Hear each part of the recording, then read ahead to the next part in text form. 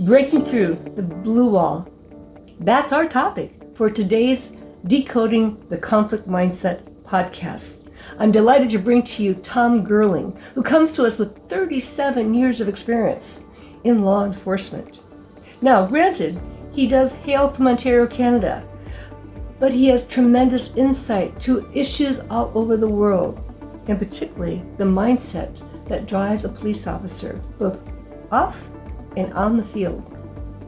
He talks about his experiences having transitioned to be a mediator and what it takes to help them recognize the trauma of events. I mean, after all, we know the last year or two have been filled with traumatic events, right? And you can only imagine what law enforcement officers must go through after such significant events. So the standard verbiage would be, I'm fine, go talk to somebody else.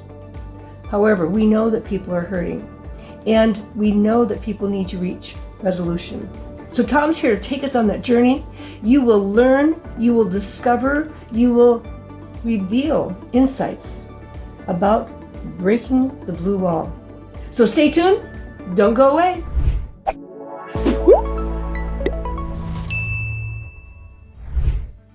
Welcome to Decoding the Conflict Mindset. You know, people are pretty amazing when they are in conflict. It sometimes seems that we just don't behave as well, we don't think as well, we get emotionally intense. And that's really what this program is all about, and is to better understand just what goes on in the conflict mindset. And so to that end, I bring to you all kinds of guests with expertise in their particular areas. And I'm absolutely delighted to have today Tom Gerling. Thank you. Thank you, Deb. Very nice to be here. Thank you so much for the time. Well, you're very welcome. One of the things that I love about doing this program is that one speaker leads to another. And so I believe I first was introduced to you through our mutual colleague, Kimberley, who was on the show a few episodes ago. And I'm curious, Tom, how did you get to know Kimberley? Well, I met Kimberley through my participation in the Mediation Beyond Borders International Police Community Committee. And we meet fairly regularly online. I'm up in Ontario, Canada, and she's in the United States, and the majority of the other members are as well. So, the benefit of doing these online programs is I get to increase my connections, and that's how I met her. And we've been talking about how police and communities can come together, and their relationships can be bettered through that type of work. So that's how I met her. Okay, great. Well, I love that connection because, after the events from the last couple of years, policing is certainly on the forefront of many minds. And I love the name of your website too, Blue Mediation, which really emphasizes not only your current work, but also your extensive experience with the Ontario Provincial Police. 37 years, that's amazing. Yes, I started in 79, and I worked in all kinds of different areas. Just for your listeners, the Ontario Provincial Police is much like a state police in the United States. Okay. So we are responsible for all the major highways and the waterways, as well as the smaller towns that don't have their own standing police services. And we also have a responsibility to assist the smaller services in specialized investigative techniques and ground search, etc. It's a large organization, approximately 10,000 members, including civilians. And as I say, responsibilities all across. So during my tenure, I worked all over the place. I did quite a few years in drug enforcement, undercover work, and a lot of criminal investigation and intelligence as well. And I ended up retiring as a superintendent approximately 5 years ago, and I still miss it every day. I think that some of your listeners may understand what I mean by that. It was such a part of my life. I feel like it was my family. You spend that much time in one organization, and then when you leave, it feels like there's a little bit of a hole left there. So I have dealt with that. Yeah, I think that's why I'm so fascinated with, workplace challenges. I actually came from a very large family, so that was quite interesting right there. It was like, being in a small department of an organization, but the family was also a family-owned business. So we had a lot of the business elements too. And just, I could see how people weren't getting along and the assumptions made, the quick tempers, the dash dreams. And so, work is our family, just like our own, personal families. And so, like you said, we develop a clear identity, a strong affinity, relationships. And many times we spend more time at work than we do at home. So, so much. Yeah. Yeah, So I think there's some statistics. I'm sorry. There's some statistics about that saying that we spend 60% of our waking hours at work or thinking about work. So, that's part of my introduction to when I'm doing conflict mediation with officers is how do you want to spend that precious time of your life? Walking on eggshells, feeling upset, worried you're going to run into someone in the hallway, or inspired, excited, and open and willing to share your ideas. And obviously that's how everyone wants to spend their time. Yeah, absolutely. I know I did a recent police officer intervention at a local municipality. And, it was interesting. Both had extensive experience. One had been with the municipality much longer, trained differently, definitely different communication styles. And, it was like oil and water.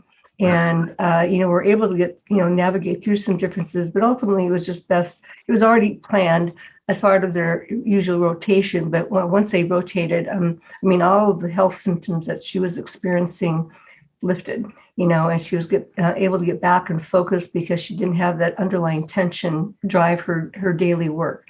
So it really is incredible. Well, absolutely. And that conflict in anyone really can manifest itself in some physical disability down the road, mental, obviously, but that can then manifest itself in some sort of physical ailment. And really, people don't recognize that how impactful unresolved conflict is in their life. And over time, it just exasperates and it informs how you react to other different situations as you go through your life. So, the organization that I worked for was very huge and very large. And officers would say, well, listen, I'm just going to transfer and I'll never see them again. And my response to that was, okay, well, that's one way of dealing with it. But just think about the fact that you're still living with it inside. You'll talk about it wherever you go in the organization. You could go, 20 hours north of where I live right now and still be inside Toronto drive time, or I'm sorry, still be inside Ontario drive time. And you're still taking all of that with you. Unresolved conflict. You're going to talk about it with other peers. You're going to make up your own stories because you haven't had an opportunity to talk to the other party about it, and it will live with you inside.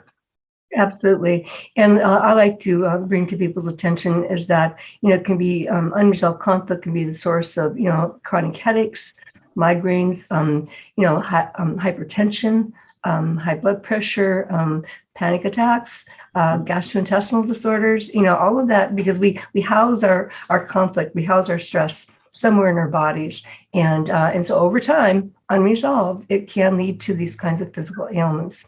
So, exactly. Yep. One of the things that's interesting about working with law enforcement is that I would say that in any organization, you have an onboarding. When you first come into the organization, you have some onboarding. There's some training, that sort of thing. But with police, it's a little bit different. Police and fire, of course, military, etc., where there's an intensive training, initial intensive training. You don't start out as working on the street and as a police officer until you go through and pass extensive training. And one of the things that I recall from my training was that I was trained that when I get to a scene as a police officer, one of my jobs is to take control of that scene. It doesn't matter whether it's a homicide or a car crash or an assault or domestic situation.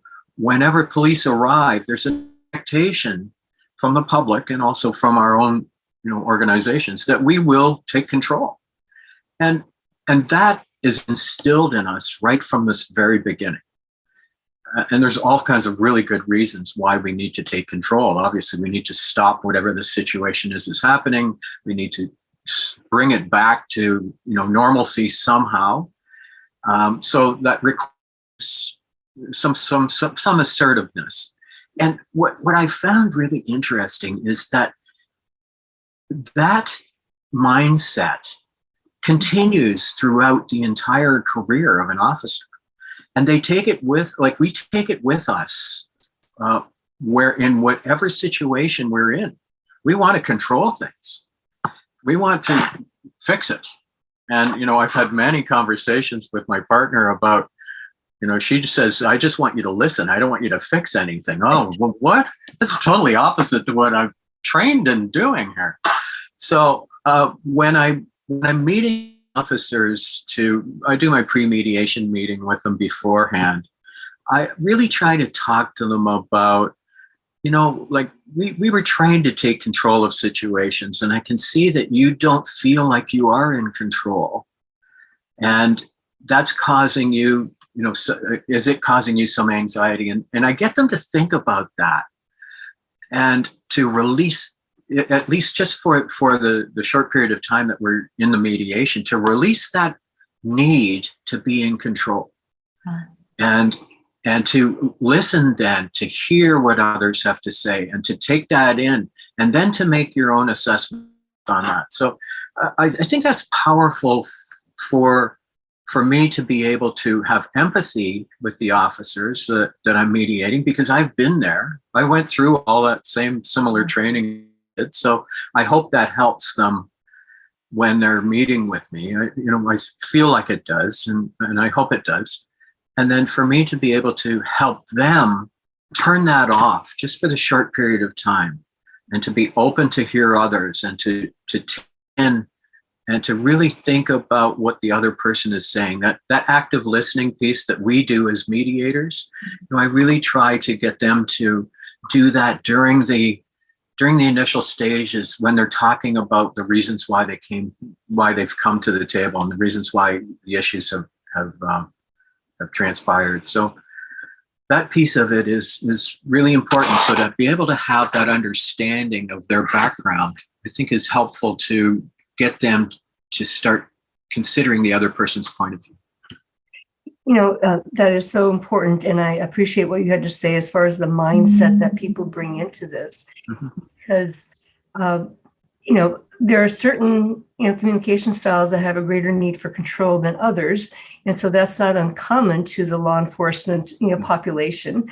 And not having control, being out of control creates a lot of fear and fear about being vulnerable. And so it's a tightrope to walk, in terms of helping them stay balanced, and yet also helping, like you said, open up to really exploring what those underlying feelings might be.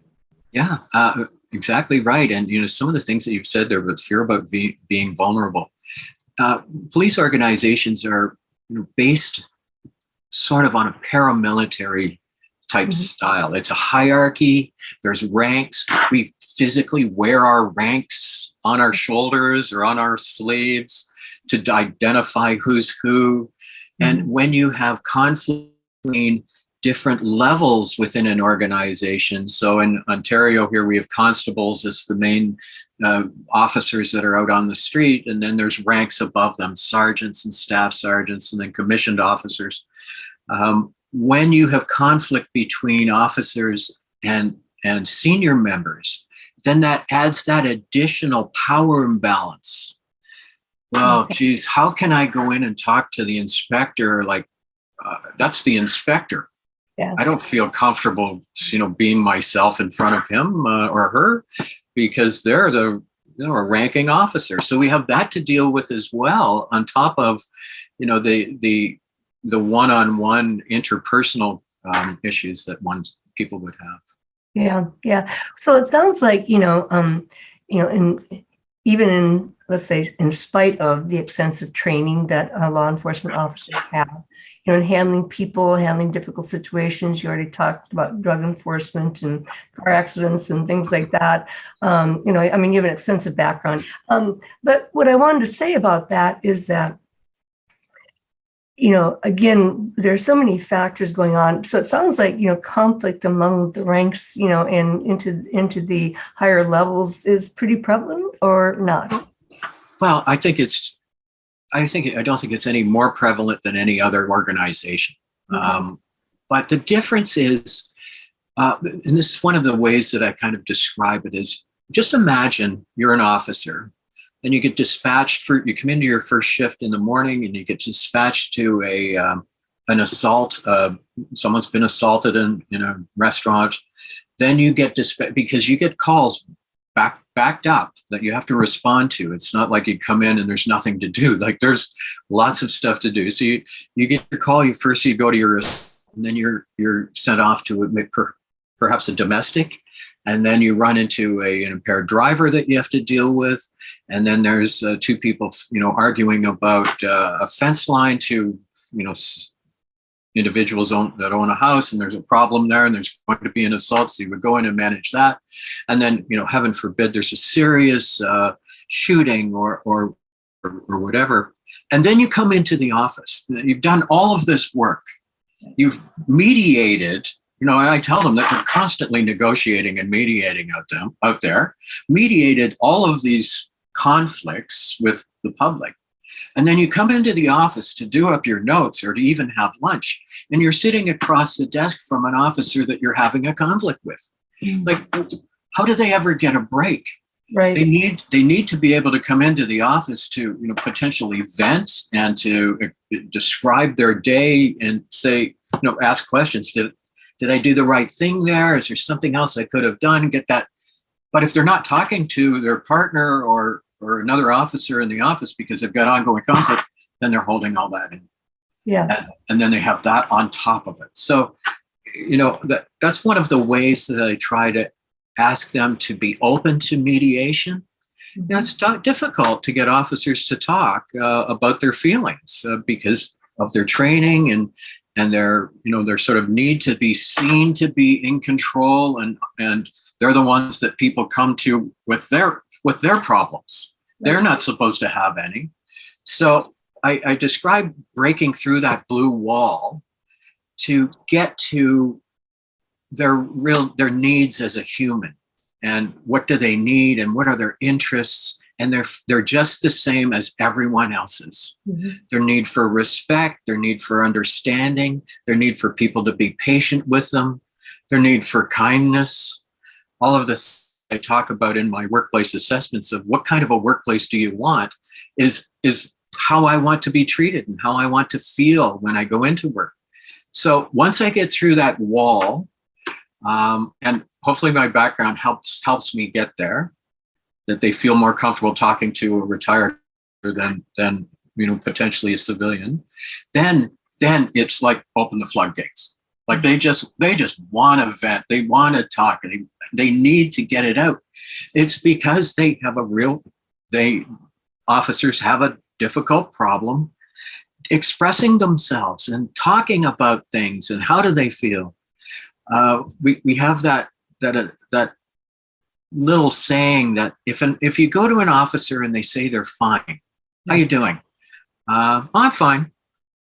Don't worry about me. Critical incident is a perfect example. When you're debriefing officers and you go to one officer and say, so how's everything going for you? Are you doing okay? Yeah, I'm fine. No, don't worry about me. Go and take care of someone else.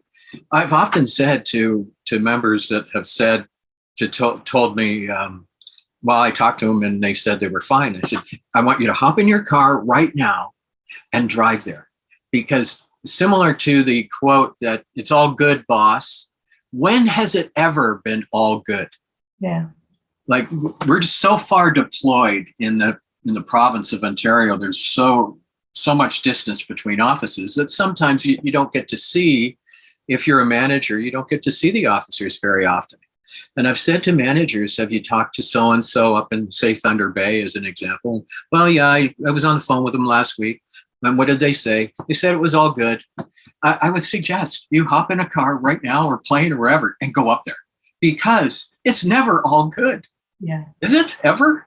Yeah. Like, I would rather have someone say to me, well, I've got a problem with this. Like, to be able to be open to tell their supervisor or tell another officer that they're having a problem is the real sign of strength, right, and real sign of being self-aware, that you can't manage everything all by yourself, that it's never always fine. And it's okay to ask for help. It's okay to ask someone else's opinion. If you did something in a particular way, that's a real sign of strength. And as soon as I see an officer doing that, or I break through in a mediation and they say, well, I just was looking for some help, I know that we're on the way. Finally, they've been able to say that to someone else. I just need some help. And then the help is available and they can get it. Yeah. Yeah. As you were talking, I was thinking about, it's like peeling off that mask. I'm fine. Everything's okay. It's all good, But I like to always emphasize it takes courage to explore your feelings, to explore how you've been impacted. And I like to use the word impact because not everybody identifies with feelings. How have you been impacted by this? What's going on for you? And I want to go back to something you said earlier. And I think, too, because law enforcement is predominantly male. And this is part of the gender dynamic that goes on that I deal with all the time in terms of, like you said, your partner says, I just want you to listen. I don't want you to solve my problem. And so that is the tendency of women to listen, because sometimes just talking helps them solve the problem themselves. Whereas males tend to want to solve the problem, okay, you got a problem, let's fix it, and it's like, whoa, wait a minute. And so having the courage not to rush into problem solving, but really exploring, those underlying fears, those interests, those concerns, those hopes, those hurts, really become critically important. So it's courage. Yeah. And that's the core of mediation, is to get people to talk about how they're feeling. Why did we get to this place? What was going on for me? What was the impact that what you said or did had on me? And describing that, because, as I often say, is once you get through this mediation, you will find out something you didn't know beforehand, because, we don't talk, we don't listen to each other. We're too quick to, obviously, in policing, to judge people, to have an opinion, based on all the indicators that we're seeing. We're forming an opinion of what that person is up to. And that's all good. That, we need to be able to do that. You need to be analytical and observant.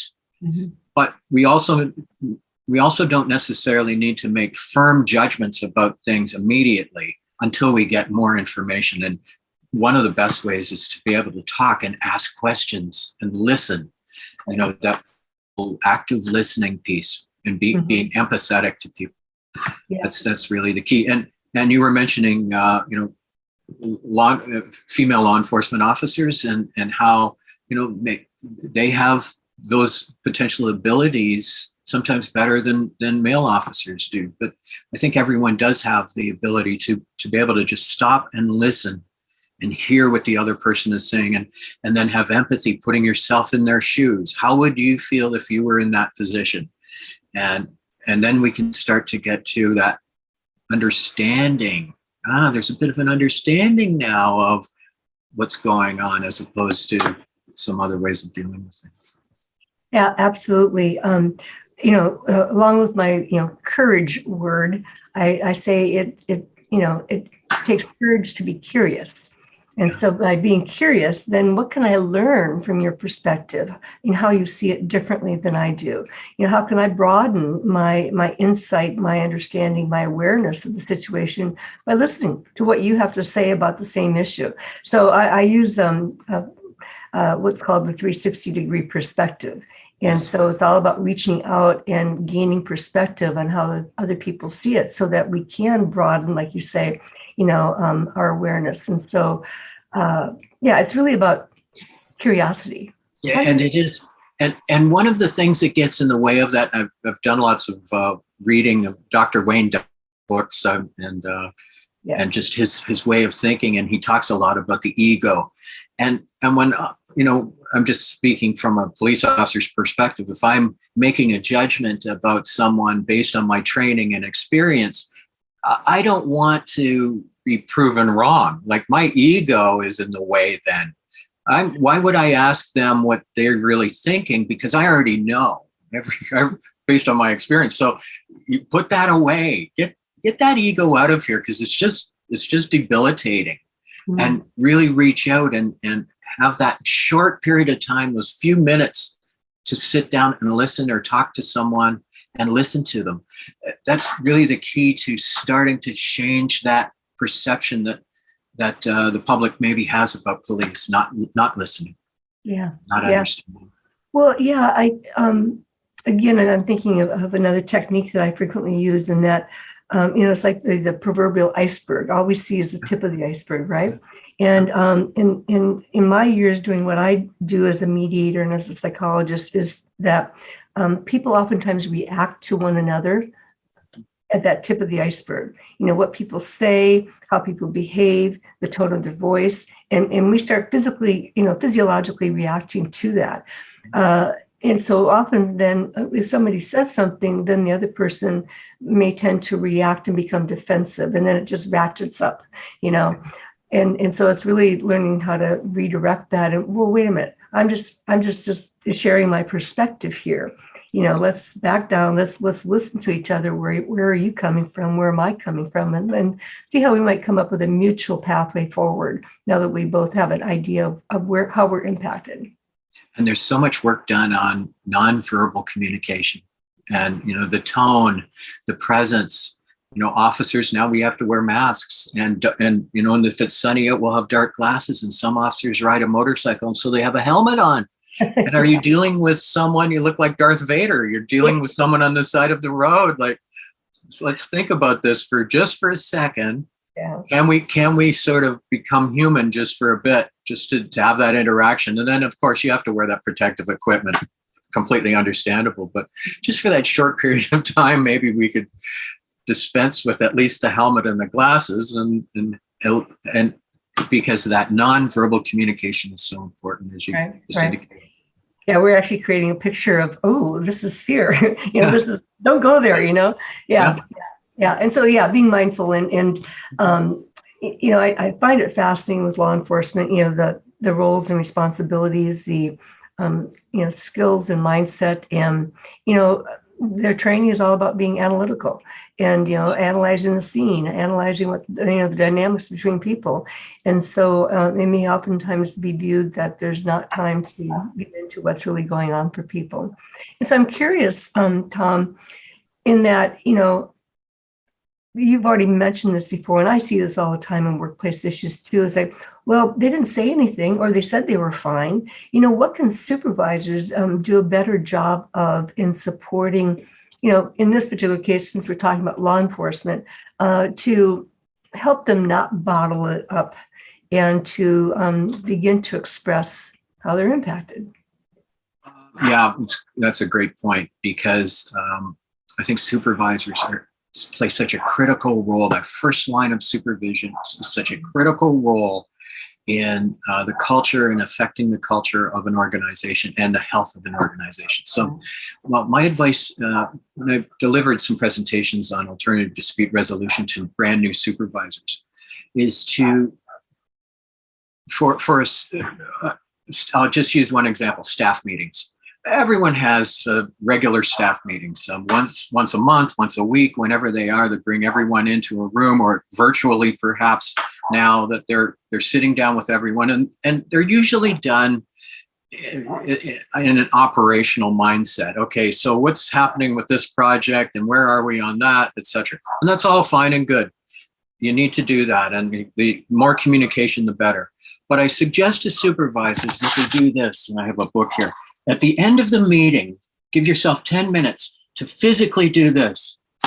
Okay, let's just talk for a second about how everyone's doing. And I'll be first, because no one's going to want to say, they're all going to say, I'm fine. Everything's fine here. All good here, boss. We'll get all of that. So I'll be first. I'll say, listen, I just want to tell you, I'm having a really hard time with this COVID thing. Like the homeschooling, I've got an elderly parent, and, I'm just barely keeping it together. Now, I'm not sure manager's going to want to actually go that far, at least in the beginning, because, they have to appear to be in control, and they have to appear to be the ones that everyone else can bring the problems to. But there's nothing wrong with initially showing your humanity, just a little bit. And it's been said in the past, show your group that you have made mistakes, be vulnerable to some degree. And I think that's so powerful and so important to share with your members, that it's okay to talk about how you feel and be an example of that.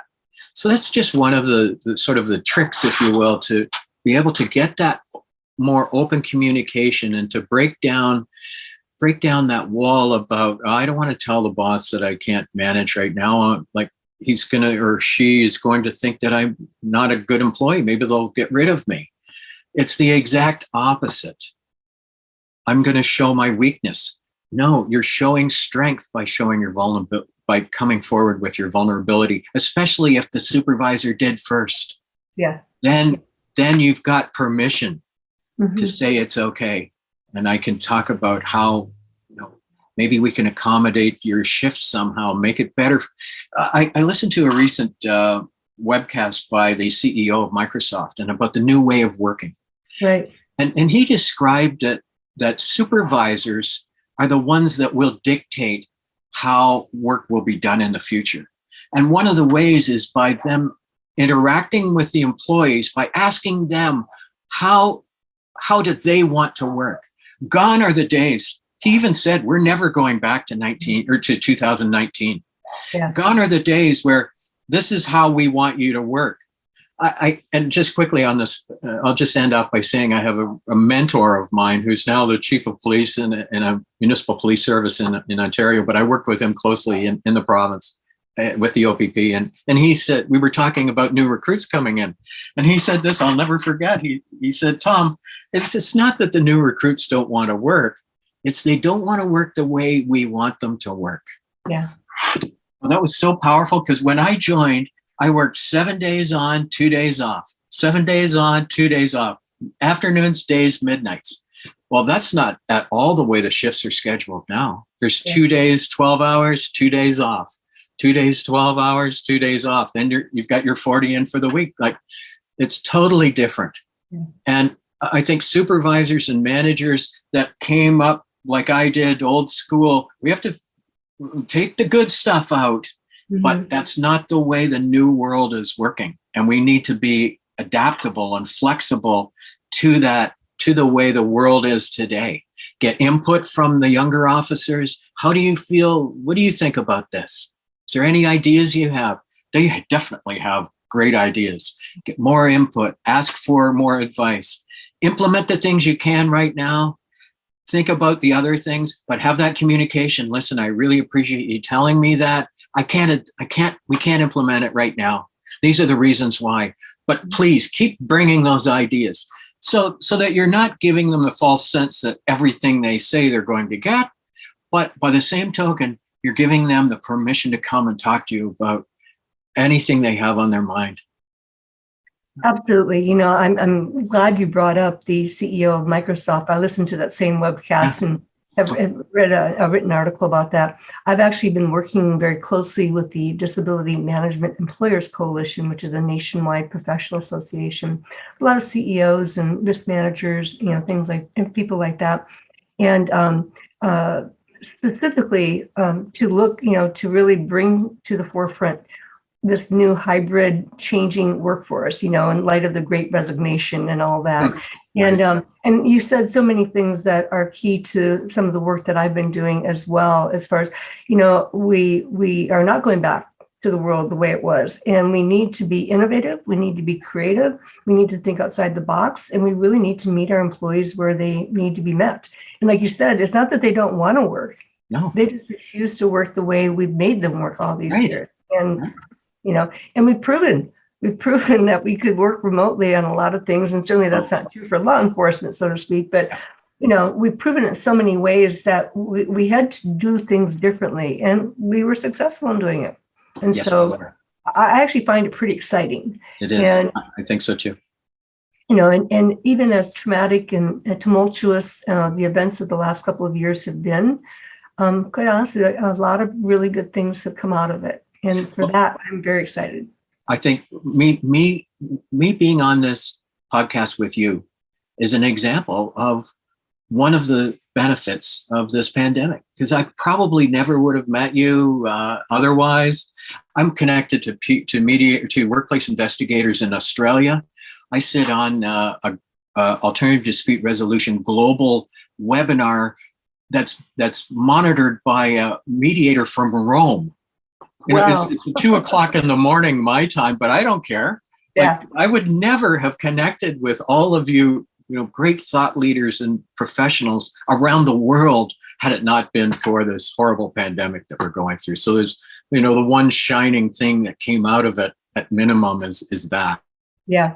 Oh, I agree. I've been involved with the Hong Kong Institute of Mediation, and we're gearing up for another program in 2022. We did a series of 6, and I've been invited to speak on several presentations in Perth, Australia for Mediation Steadfast, and going to Paris in March to speak at the conference. Yeah. So, cool. Yeah, so I agree.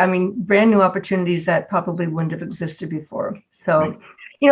Tom, I want to make sure that our listeners know about some of the services that you provide.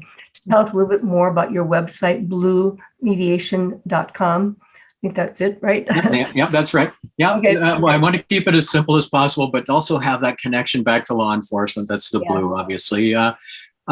My services have expanded. Initially, I was interested in workplace harassment investigation within law enforcement, and that's not just police. There's other regulatory bodies out there that have an enforcement entity or enforcement team built in. So it's not just specifically police. It's any law enforcement entity that I feel that's where I'm specializing in, just because of my background. So my practice has expanded from workplace investigation and mediation to include 2 things that bookend that. The first one is workplace assessments.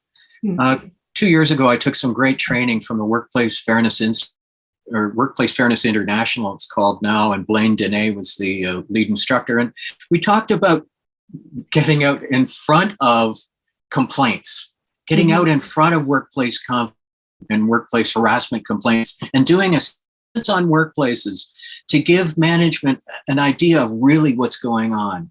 A third-party neutral, interviews, questionnaires, focus groups, surveys.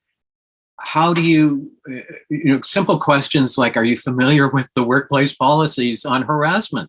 Yeah. And where would you find them? And if you are, do you know how to lodge a complaint? And do you know what's expected? Simple questions like that. Give management more of an idea of the temperature. Take the temperature, right? Is there a hot spot maybe? Is there some place that you need to do some intervention? And then the other side, the bookend of after the investigation and the mediation, is restoration.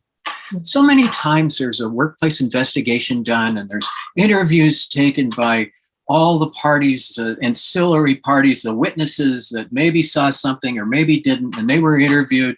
Just imagine, I can just imagine how someone feels if they're being called by me to do an online interview. It's anxiety, it's stress, stress is increased. So when I finish interviewing them and I complete my investigation report, they never know what the findings are. Witnesses are not they don't have any stake in knowing what happened or anything. So they're kind of left dangling. So I really stress that anytime that there's any sort of intervention in a workplace, whether it's an investigation or workplace mediation because of conflict, that there is a restoration piece done. And I've done some restoration where we've done the group, I call them group intervention. And once again, it's taken from Blaine Denay's work. And I will bring in a group and I'll ask them 3 simple questions. What type of workplace do you want? Mm-hmm. And they'll say things like, well, I want a professional workplace. And I'll follow that up by saying, does that mean everyone has to wear suits and ties? Like, what do you mean by professional? And but they really get down to, well, I want a kind workplace. I want a patient workplace and understanding. That's great. That's what I want. And so I'll put that up on the board and I'll refer to that all the time because that's what they say they want. Right. Then I'll get to the next part of it, which is, what are you prepared to do to get to that place? What are you prepared to commit to in front of all of your colleagues? I'll do small work units, and it could be half a dozen people or a dozen. In front of all of your colleagues, what are you prepared to do to get to that? Yeah. Well, I'll be kind. Okay, now we're getting somewhere. You're promising, basically, you're committing to being kind. Is everyone else committing to that? Yes, I commit to that too. Okay, great. So I'll keep track of all of this. And what we end up with at the end of the day is a charter of expectation, of the type of workplace we want and how we're agreeing to be to get there. Yeah. And then what happens is every organization and every work unit is people fall off the rails. They'll have a rough day in the policing department. They'll have a really bad scene. Mm-hmm. They'll come in, they'll be grumpy the next day. They didn't get any sleep. They're grumpy. They're dismissive. Someone asks them something and they dismiss them. And it makes that other person feel terrible. Mm-hmm. So now, after we go through that, they'll be able to pull out the charter because they all get a copy of it and say, listen, I'll use Debra. Debra, I'm just wondering, could we have a little bit of a conversation? Because remember that thing we did with that Tom guy? And we said how we were going to treat each other because we wanted that workplace. Well, I'm just wondering if we could just talk about that. Right. Holy cow. Isn't that transformative? Because I'll give you this one analogy, and I'm not sure about time, but I'll give you this one analogy here. I'm in the North Bay, Ontario. It's a small town, 4 hours north of Toronto. And I'm working in the drug enforcement unit. And then we have a small office outside of the police department. It's a covert building. And I'm at my desk one day. And I've got a big long beard. And I'm wearing a black t-shirt and long hair, trying to fit in as an undercover operator. And my boss walks in and he slams the door. And he walks by me and I'm sure he looked at me and glared as he walked by. And he walked into his office and slammed the door.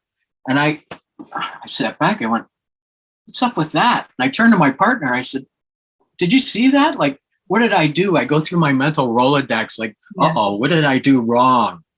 I'm all of a sudden a 12-year-old kid again. And so my partner and I, we go off for lunch and we start talking about it and commiserating. And he tells me a bunch of things that he saw the same boss do to him. And that feeds into that's right. I start to build up what I call this body armor of disdain. And I guarantee you, I was different with my boss after that for years until I transferred out. And he probably said, geez, I wonder what's wrong with Tom. Yeah. Like, he's treating me. So now I went through all of that and I never resolved it. And we never talked about it. Now I use that as an analogy to tell participants, whether it's a mediation or a restoration, is what I would do differently is this. He would have done all that stuff. I would have thought the exact same thing. What would I do wrong? Would have said to my partner, did you see that? And he would have fed into that and given me more evidence about, how I was right. And then I would have waited 10 minutes if I knew what I know now back then. And I would have walked over and done this, knocked on his door. And he would have said, yes. And I said, excuse me, boss, do you have a second? Can I talk to you? And I would have walked in and said, listen, I just want to say that I feel lousy. Mm-hmm. Just, a couple of minutes ago when you came in, I feel like, you slammed the door because of something I did. You glared at me. Stared. You didn't even say hi. And then you slammed your office door. And I'm just wondering, like, I'm feeling terrible. I feel like I've done something wrong. And what I say is, I bet you I bet you he would have said this. What? What are you talking about? I didn't even see you when I came in. I was on the phone with headquarters and they needed these stats like yesterday. I'm under so much stress. Oh my God, I never even saw you, Tom. And then all of that stuff that I had assumed and built and made that body armor out of for years afterwards would have all went away. Right. I would have addressed it immediately if I had the courage to do that, which I didn't. Yeah. It was my boss. Like, I'm just going to complain about him. That's a lot easier. Yeah.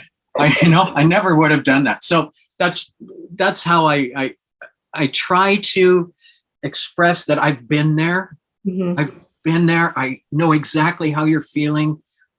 I hope I know exactly how you're feeling. I may not know exactly, but I can empathize with how you feel because I've had those things happen to me and I've lived with that. And let's not do that again. Yeah. Let's try not to live with that sort of stress and anxiety in our lives ever again. Well, a client of mine in a mediation just said the other day is that I've been suffering in silence. I've not been speaking up, and now it's taking its toll. And so we don't need to suffer in silence. And what you described was, all about reaching out and learning from somebody else's perspective, because what we think is going on in their head may not be it at all, just as your example uncovered. And yet I also, say to people, how you show up matters. If you're upset and angry, you know what, you're going to impact everybody else around you, and they're going to form their own assumptions about what's going on and whether or not they're contributing to what's going on. So it's so true. How they show up matters. And that's at the end of the day, let's give each other permission to knock on each other's doors. Right. I just want to, as we conclude here, Tom, that makes me wonder if I ever met you before. I used to train workplace mediators throughout Canada and the United States, and I met Blaine and worked with him, for a few years. So I know Blaine and his work with the workplace fairness, international now. And so, but he was one of my early trainees way back when. And so pass on a hello to him for me. Certainly will. He's a mentor of mine. Like, I really value that friendship and that relationship for sure. Yeah, he really took a lot of the workplace mediation concepts and really elevated it to a new place, which I really admired and appreciated. And the other thing, Tom, I'd like to say is, while we're focusing on law enforcement today, given your extensive background in blue mediation, so much of what you had to say really applies to workplaces in general. I agree. Yeah, and so the assessments, the investigations, the mediations, the restorations, it's a lot of what I do too, and just a little different terminology. So I have really appreciated and enjoyed having you on today. My. Yeah. Thank you so much, Debra, for the opportunity and for the chat. I get passionate and I maybe talk too much, but I'm so grateful for your time. And so thank you so much for that. Well, thank you for all your knowledge, expertise, and particularly how timely, given our world today and so many changes upon us. Aside from visiting you at bluemediation.com, anything else that you want to bring to the attention of our listeners that they should know about you or you have to offer? Well, my LinkedIn profile obviously will connect you back and forth, Tom Gerling, obviously. And I'm just starting to get involved with the Los Angeles Police Department and their Community Police Unification program. And that's mediation between police and public. I'm just at the very beginning stages of that. And I'm very excited about anything that I can share and serve there as well. And then potentially take a look at bringing that program up to Ontario, because we have similar issues here, and maybe expand it that way. So I'm excited about that. So. Well, that's really wonderful. Thank you for your service to our Los Angeles neighbor. And certainly it's a huge metropolis, and I'm in San Diego, and so they face challenges that we don't even begin to face. And yet we have a lot of commonalities too. Yes, there is. Same here. Okay. So great. Well, again, Tom Girling, Thank you. Blue Mediation, thank you so much for being with me, Dr. Debra Dupree, and decoding the conflict mindset. We hope that you're enjoying Season 2 of Decoding the Conflict Mindset. Already, we've had a great speaker in Tom Girling, and now I can't wait to introduce you to our next speaker coming up later this month, Bryant Galindo. Bryant has a unique message, particularly articulated in his forthcoming book called The New Middle, using the brain, the mind, and our heart to navigate through conflict. He has some pearls of wisdom and gems to share, and he particularly tunes in to our younger generations of the 20, 30, and 40-year-old in working with entrepreneurs and startups. So don't miss out. You've got to stay tuned to our next guest speaker, Bryant Galindo. So subscribe below and be there when we show up with our next episode of Season 2, Decoding the Conflict Mindset.